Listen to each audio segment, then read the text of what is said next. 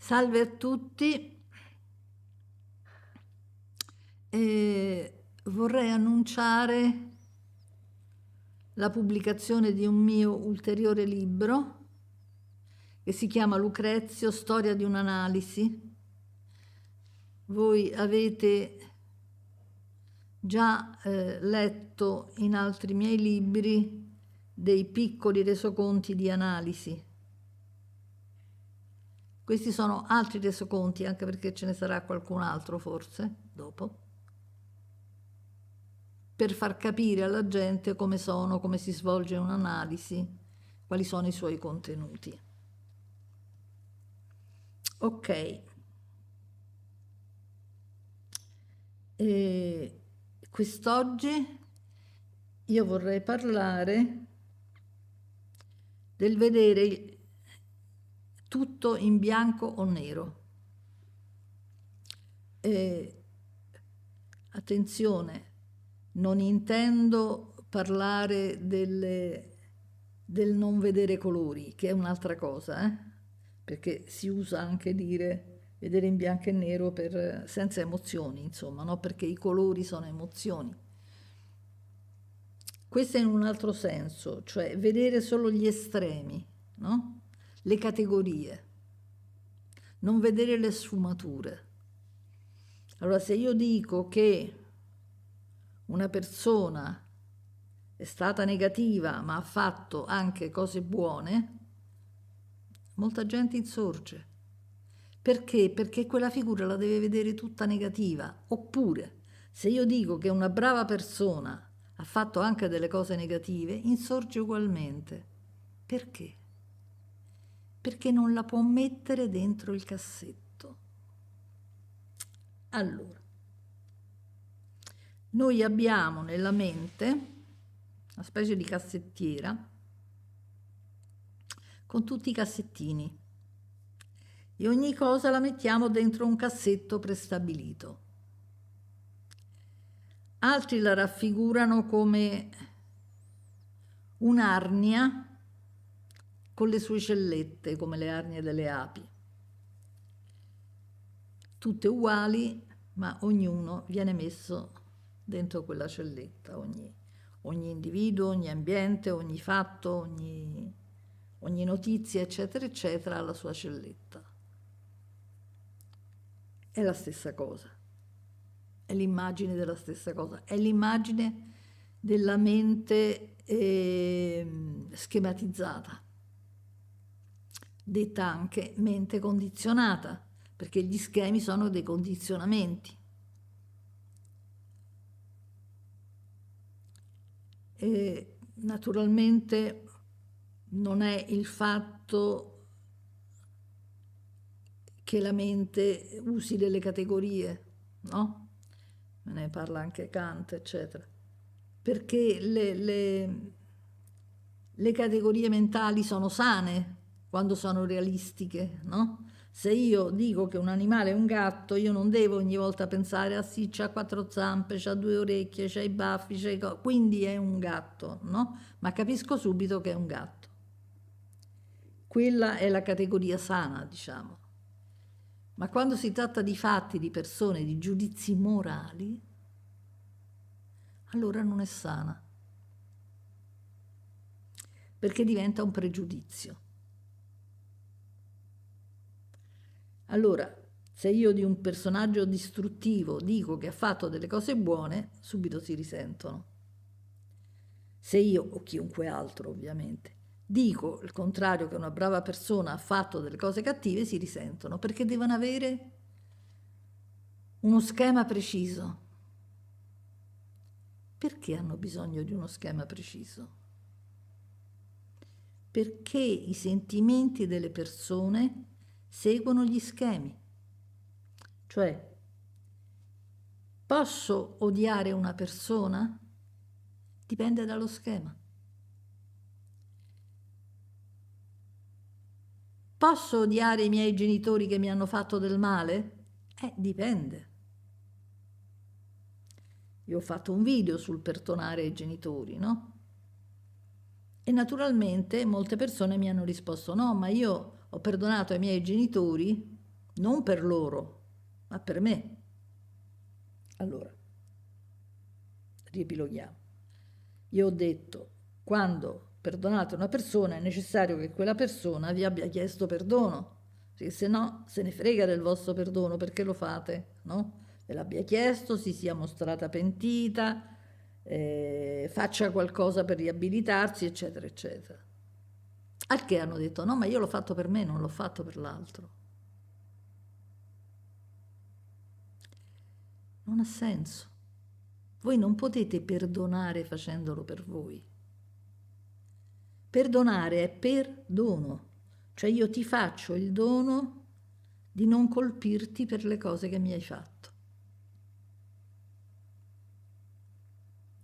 Non è che io non sento più la rabbia.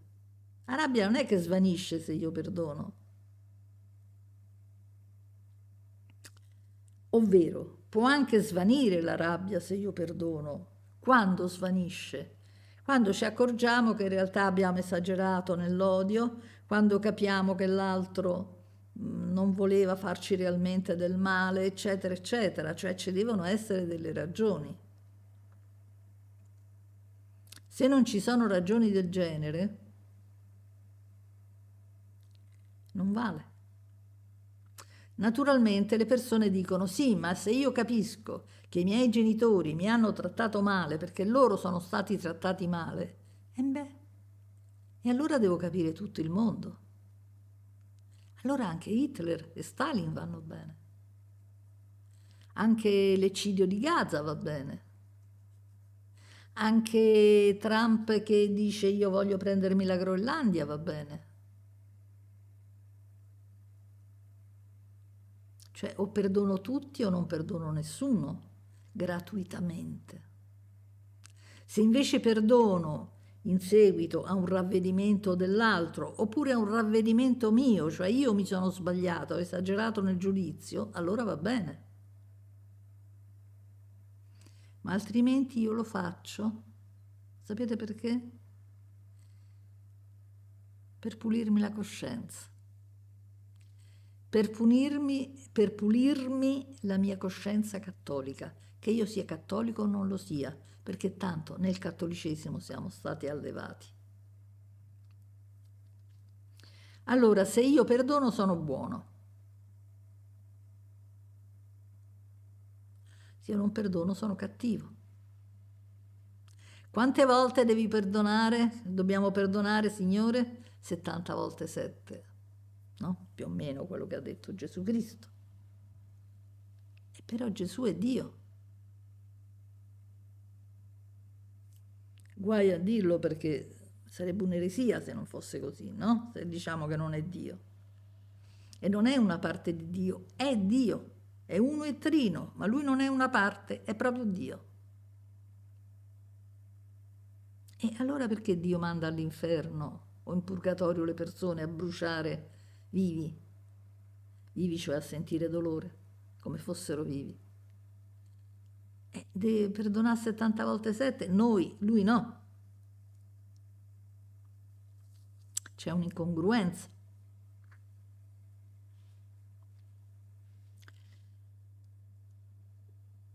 Ecco, è importante avere uno spirito critico. Questo è basilare nella vita, il riuscire ad avere uno spirito critico. Cosa significa avere uno spirito critico? Significa poter criticare o giudicare tutti. Non è il pettegolezzo, non è il dire guarda quello come è vestito, guarda quello come ha fatto, è il mettere in dubbio.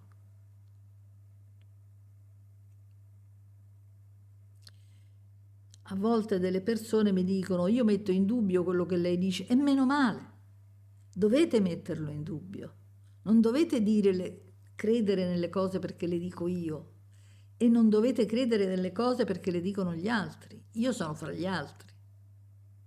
Dovete credere alle cose che sentite, cioè che se sentite che quello che dico è vero per voi, benissimo, ma lo dovete sentire dentro, non qua. Vi deve muovere delle emozioni.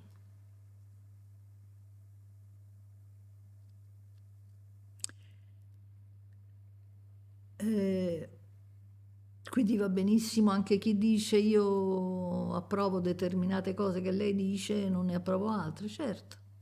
E mi scusi, mi dicono, ma io non approvo tutto. E perché deve approvare tutto? Io non mi aspetto questo. Cioè, ha già proiettato su di me. Io dico delle cose affinché qualcuno le riconosca, le faccia proprie e serva come un percorso di liberazione. Per alcuni funziona, per altri no. Per altri magari ci sono altri percorsi o per altri il mio percorso è sbagliato, va benissimo. Io non devo mica fare proseliti, eh?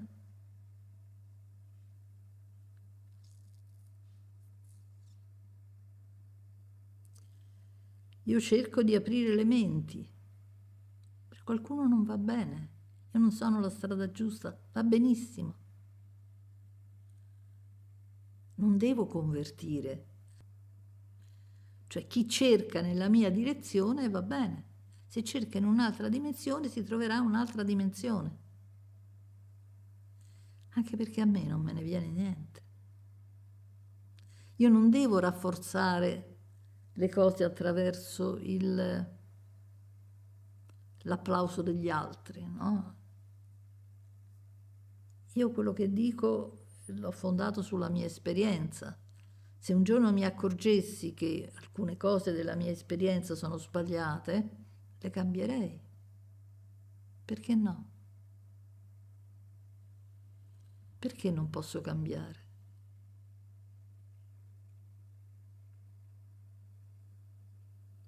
L'importante è la verità.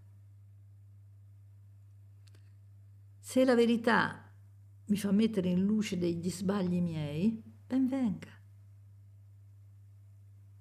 Io non ho bisogno di quella verità, io ho bisogno della verità.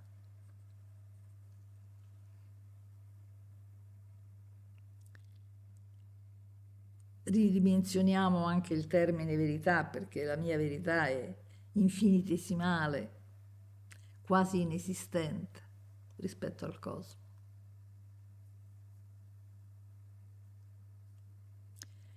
Il vedere bianco o nero è un modo per assicurarsi, per capire di sapere il giusto.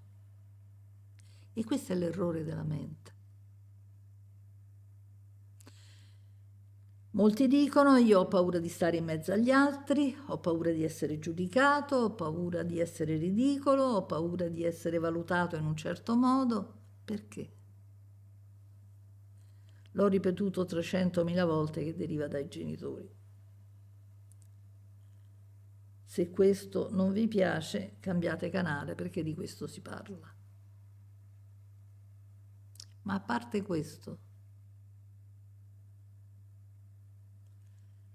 la domanda non è perché vi sentite giudicati, ma perché dovete piacere agli altri.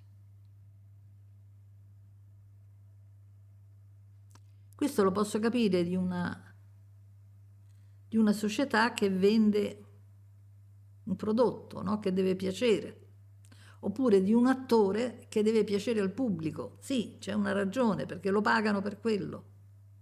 Ma perché dovete piacere agli altri?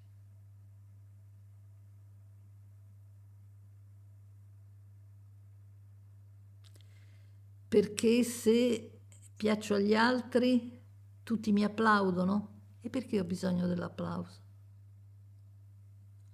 Di cosa mi devo convincere?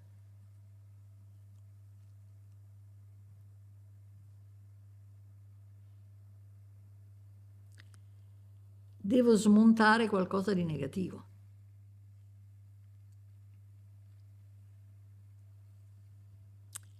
Quindi, se io vedo una persona tutta bianca, cioè tutta positiva o tutta negativa, io sono tranquillo. Se la vedo mista, non so, a Hitler piacevano i cani, amava i cani, però era di una crudeltà e di una cattiveria unica. No, non si deve dire. Non era possibile che amasse i cani. Ma tutti avranno avuto, bene o male, delle parti positive, magari o qualcuno che amavano, o dei pensieri positivi. Perché mi preoccupa tanto questo? Perché io posso condannare la persona solo se sono certa che è tutta negativa. E perché la devo condannare? Io mi ribello a chi mi fa del male. Avrà le sue ragioni per farlo. Gli avranno fatto del male, sta scaricando sugli altri. Allora o siamo condannabili tutti o non è condannabile nessuno. Allora, se tutti siamo giustificati perché abbiamo avuto delle sofferenze, va bene. A questo punto non sono condannabile neanche io se mi rivolto ai miei genitori e gli dico qualsiasi cosa, o faccio qualsiasi cosa. Cioè o siamo condannabili tutti o non è condannabile nessuno, perché tutti abbiamo subito qualcosa. Cioè sì, ma c'è chi subisce e non reagisce. Ok, da che dato? Da un innato? Benissimo, io non sono responsabile del mio innato. Io non sono responsabile né del mio innato né del mio accresciuto, cioè di quello che mi hanno dato gli altri, no? Che mi hanno modificato, la mia famiglia. Nessuno di noi è responsabile. E a questo punto che facciamo? Togliamo la legge? La legge ha il compito di togliere l'individuo distruttivo dalla società e relegarlo da un'altra parte, di far vedere che viene punito così gli altri stanno attenti. Dovrebbe avere anche il desiderio di reintegrarlo, no? Cioè di migliorarlo, di fargli acquisire una coscienza, ma quello ce lo scordiamo, perché non fanno nemmeno il tentativo. E se lo fanno male.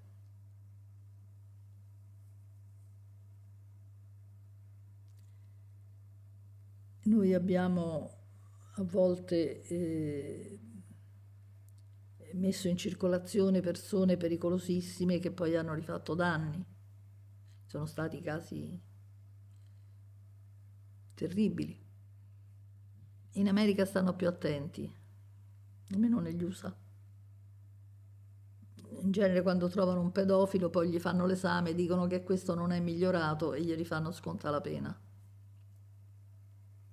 Almeno lo tolgono dalla circolazione, fino a che non ha una certa età, così non può più nuocere, perché in genere fanno male in famiglia. E il bisogno di vedere in bianco e nero è per un nostro moralismo. Noi dobbiamo poter giudicare moralmente, non giudicare nel senso di valutare, no? Io posso dire questa persona è pericolosa, io faccio una valutazione. Ma se io dico questa persona è cattiva, è così, no, eccetera, è punibile, la odio, quella non è una valutazione, è un giudizio. È un giudizio precostituito, che può venire dal fatto che ha fatto del male a me, del male a persone che ho conosciuto, eccetera. Ma non è un giudizio, come dire, asettico, cioè privo di personalismo.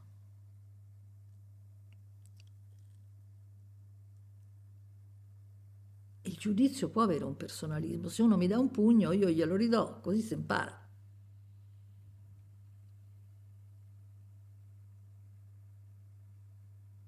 Se gli porgo l'altra guancia non impara mai, anzi, ci prova gusto. Dice, ma la violenza attira la violenza, sì, ma pure la vittima attira la violenza. Nei campi di concentramento la violenza era al massimo. Le massime violenze vengono fatte sugli indifesi, che la violenza attiri la violenza, è anche vero, ma se non c'è la violenza arriva lo stesso il violento. Quindi non vi inventate questo. L'uomo è spesso violento per sua natura. L'hanno reso violento i suoi genitori, eccetera, eccetera. Quel che è certo è che dalle esperienze fatte, dagli esperimenti fatti, specie in America, perché in Italia spendono pochi soldi per questo, hanno visto che ciò che attira la violenza è proprio la violenza, ma non necessariamente quella di oggi, può essere quella di ieri. E se io sono violento e tu ti presenti disarmato, io non è che divento un santo, che altrimenti non sarei violento. Gli animali spesso si accovacciano o mostrano il ventre, no? Se sono piccoli, cuccioli, o a volte anche se sono adulti, per inibire l'aggressività dell'adulto. Noi se ci presentiamo disarmati è difficile che disinseriamo l'aggressività dell'adulto. Tant'è vero che i genitori soprattutto picchiano i figli. È difficile che la gente si meni per strada, ma nelle famiglie avviene di tutto. Quindi il fatto di essere indifesi non smonta affatto il violento, no? Se no non si picchierebbero i figli sono tutti indifesi. E invece quelli che vengono picchiati sono proprio i figli. Anche le mogli, ma spesso le mogli sono indifese rispetto ai mariti, no? Perché sono più deboli fisicamente.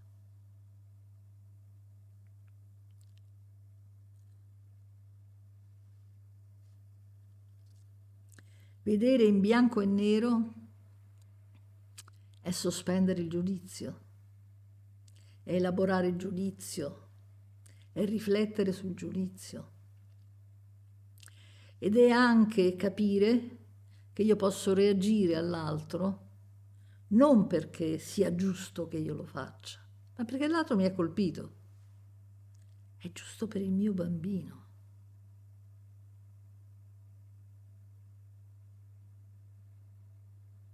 È anche giusto perché l'altro ci pensa prima di colpire qualcuno.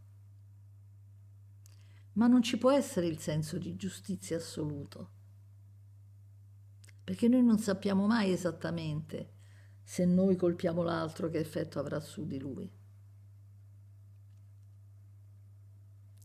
Noi colpiamo, se abbiamo ricevuto un male, per la rabbia di averlo ricevuto. E qui la sembra che non debba esistere, ma io se ricevo un male da una persona, se è possibile ne parlo, no? E gli dico guarda tu mi hai fatto male, se lo vuoi capire ti penti bene, se non lo vuoi capire non ti penti, te meno pure io. O ti faccio soffrire in altro modo, o comunque ti caccio via, ti tolgo la mia amicizia. E questo ha un senso, eh? Se voi avete rispetto di voi stessi, la gente vi rispetta. E se vi rispetta, soffre se voi la accannate, come si dice a Roma, cioè la cacciate via. La togliete dalla vostra amicizia e dalla vostra frequentazione. Gli altri ne risentono se sentono che voi siete persone forti, determinati e consapevoli. Ne risentono tutti, garantito.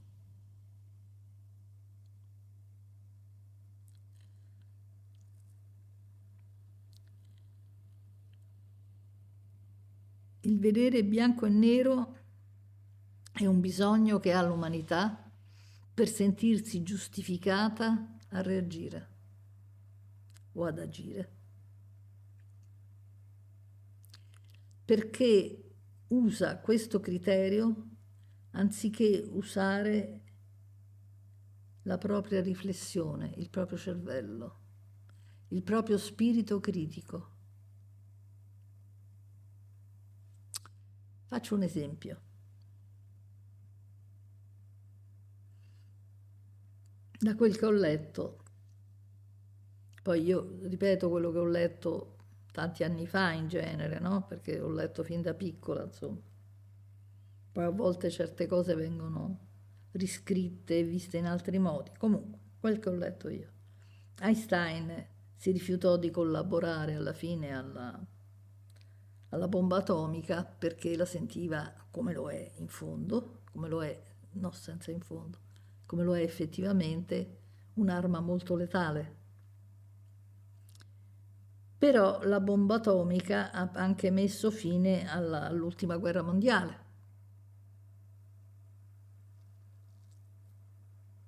Altrimenti i giapponesi avrebbero fatto un disastro.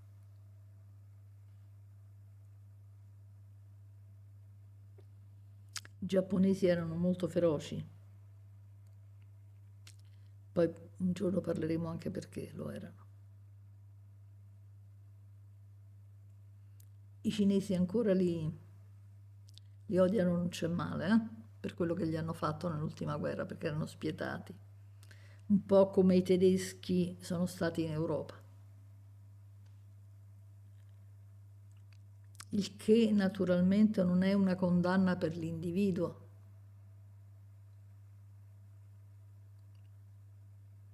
Cioè non è che se io conosco un giapponese o un tedesco lo giudico in base a questo, perché ognuno è diverso e io non so mai come, chi e quanto è diverso. Sia chiaro questo. Quindi il giudizio collettivo è un'ipotesi vera nella sua collettività, ma non nell'individualità. Nell'individualità io devo cercare di capire com'è l'altro, perché può essere la peggiore delle persone o la migliore delle persone, qualsiasi nazionalità abbia.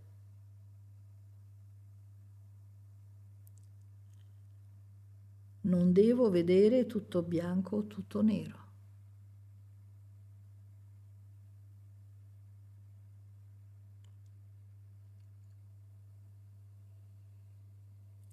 Se io parlo di una persona positiva in genere e trovo un suo lato un po' più oscuro, questo non toglie quello che fa di buono se l'ha fatto. Però c'è anche l'altro lato e viceversa. E noi dobbiamo essere in grado di vedere ambedue gli aspetti di una persona. Altrimenti non vediamo il mondo. Per poter fare questo dobbiamo vedere l'aspetto dei nostri genitori, sia chiaro. Se non abbiamo visto questo aspetto, noi siamo abituati a coprire e copriremo tutti gli altri. Ritorniamo sempre lì. Se siamo riusciti a vedere i nostri genitori, capiremo gli altri come sono, ma non attraverso categorie, non attraverso schemi, ma ci sarà il nostro sentire. E tanti mi domandano, ma come si fa a vedere, non so, un pedofilo? A scoprirlo? Come dire, come si fa a vedere un assassino? L'assassino può essere delle volte una persona irascibile, terribile, a volte dicono no, no, era una bravissima persona. Non ce l'hanno mica scritto in faccia. Siamo noi che dobbiamo sentire. E sentiamo cogliendo dei particolari che per altri sono indifferenti. Io ricordo un mio paziente che mi chiese di vedere i suoi genitori. Il mio paziente era più o meno psicotico, insomma. E io accettai. E vidi il padre e la madre con lui presente.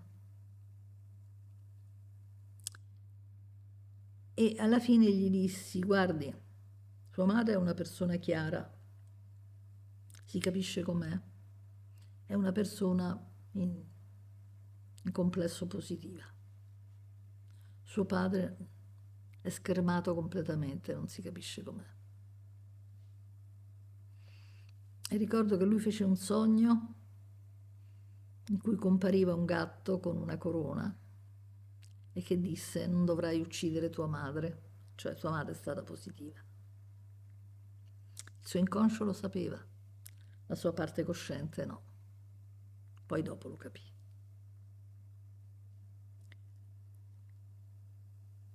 E quindi quando arriva gente e mi dice: io ho avuto dei genitori bellissimi, meravigliosi,